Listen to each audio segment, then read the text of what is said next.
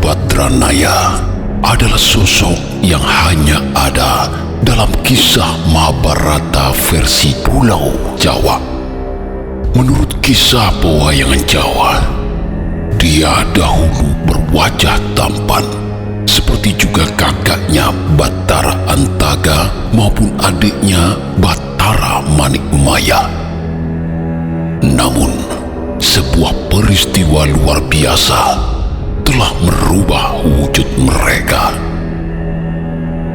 Di alam Sunyaruri, namanya adalah Bathara Ismaya. Ketika berada di jagat madya, dia sempat bernama Janggan Semara. Namun setelah mewujudkan bayangannya sendiri dan lantas diberinya nama Bagong, Janggan Semara kemudian lebih dikenal dengan nama Kiai Semar. Dari sejumlah serat yang menyinggung permulaannya, salah satunya adalah serat Paramayoga, sebuah serat yang menjadi pendahulu dari pustaka Raja Purwa atau kitab raja-raja zaman kuno. Dalam Paramayoga ini, pujangga Jawa yang terkenal dengan ketajaman batinnya, yakni Raden Ngabehi Ronggo Warsito, menuliskan kisah di mana sebuah cahaya menyilaukan berhasil diubah wujudnya menjadi sosok nyata.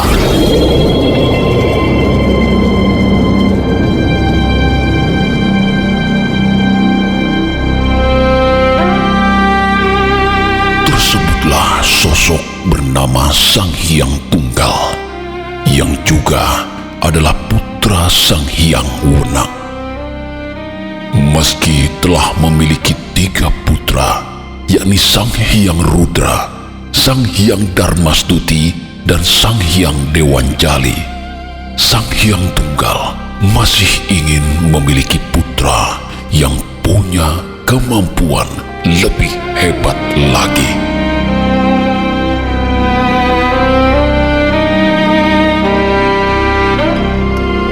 Ger putraku Rudra, terima kasih karena kamu telah meluangkan waktu sejenak untuk memenuhi panggilan Bopo kali ini.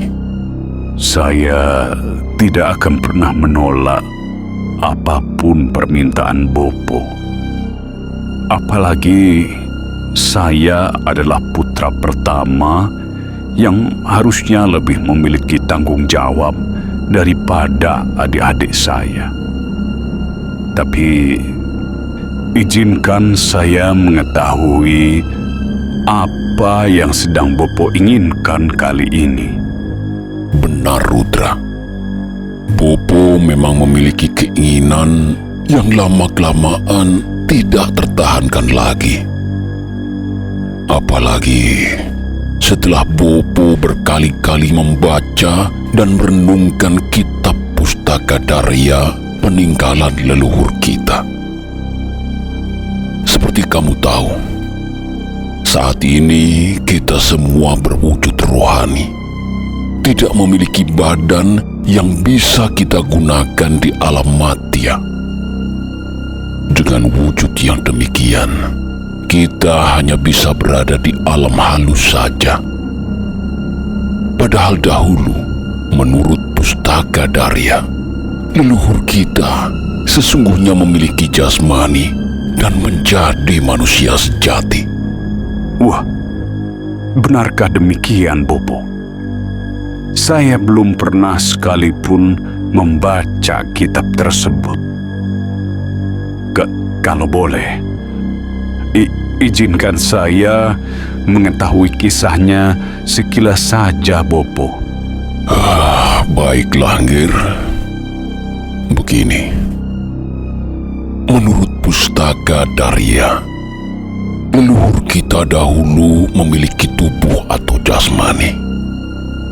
Dia adalah manusia seutuhnya, namun punya keinginan kuat untuk terhindar dari rasa sakit dan kematian, sesuatu yang biasa dialami manusia pada umumnya.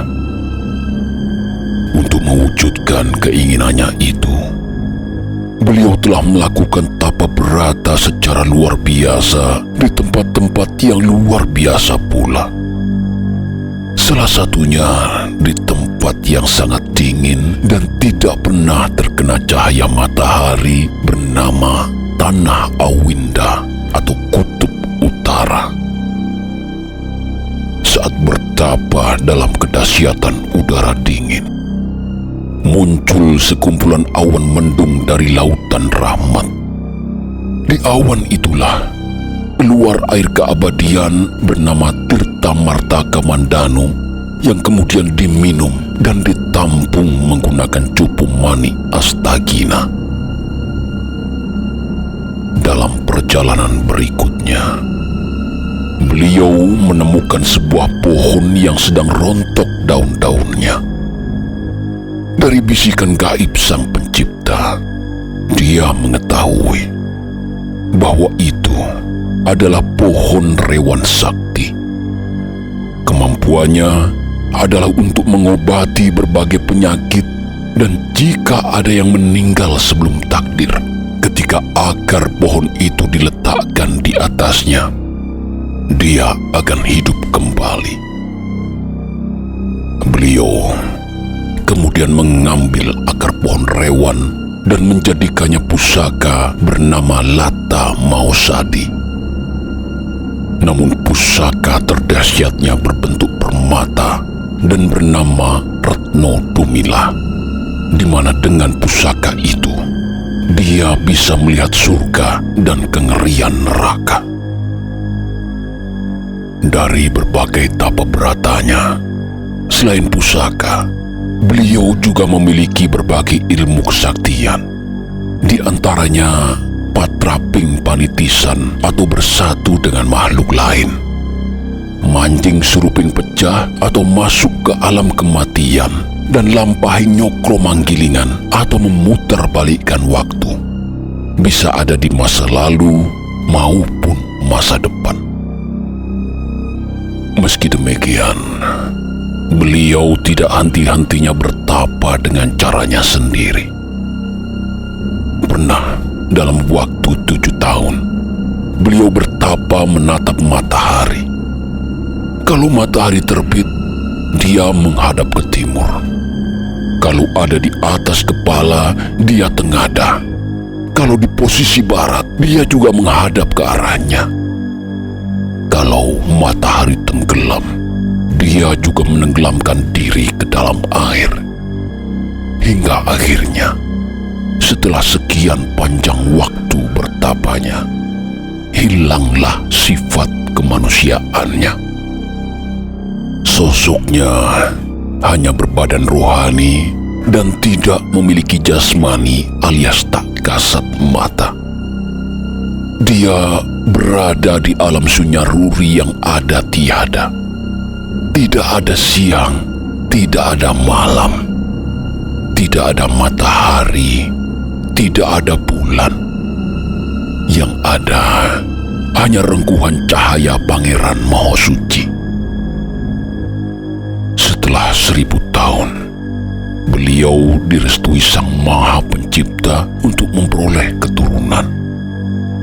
Dia mendapatkan pasangannya di Pulau Dewa atau Maladewa yang berasal dari golongan tak terlihat mata manusia biasa pula, bernama Dewi Nurini.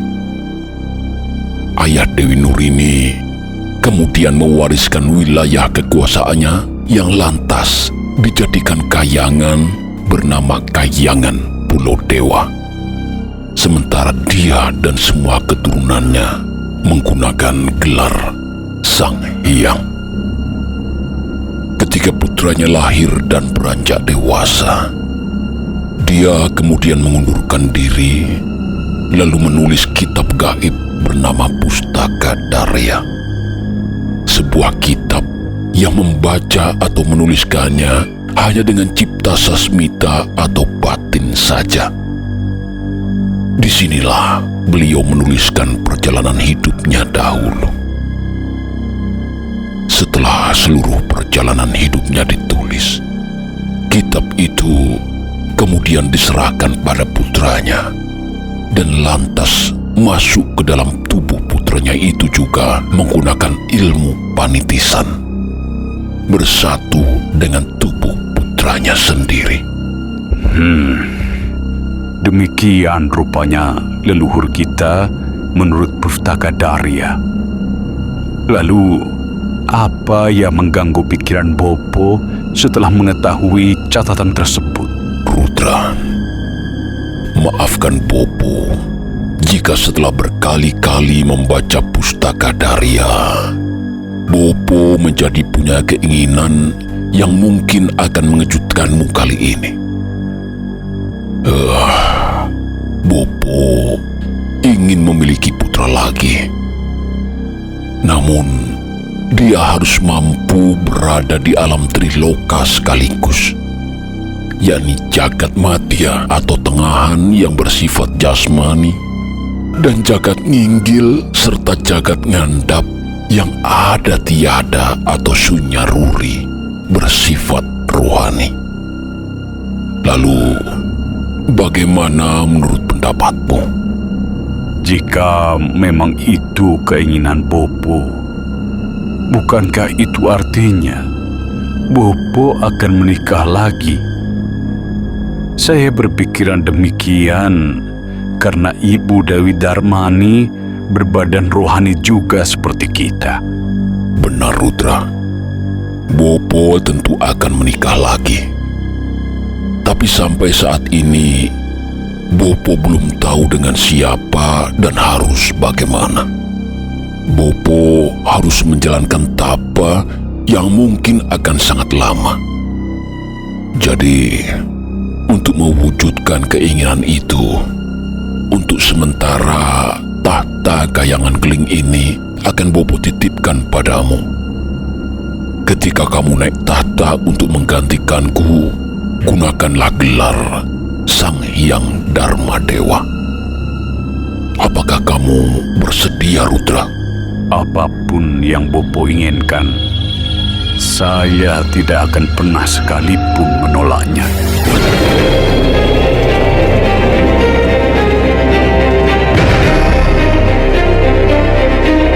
Bertahun-tahun lamanya, Sang Hyang Tunggal kemudian menjalani laku samadhi, hingga akhirnya keinginannya itu dikabulkan Sang Pencipta. Seorang dewi bernama Rakti atau Rekatawati bermimpi menikah dengan sosok bernama Sang Hyang Tunggal. Mimpinya itu disampaikannya pada sang ayah yang bernama Sang Hyang Yuyut. Atas dasar kasih, Sang Hyang Yuyut kemudian mencarikan sosok dalam mimpi putrinya itu hingga akhirnya bertemu. Singkat cerita, Dewi Rakti yang cantik luar biasa menikah dengan Sang Hyang Tunggal.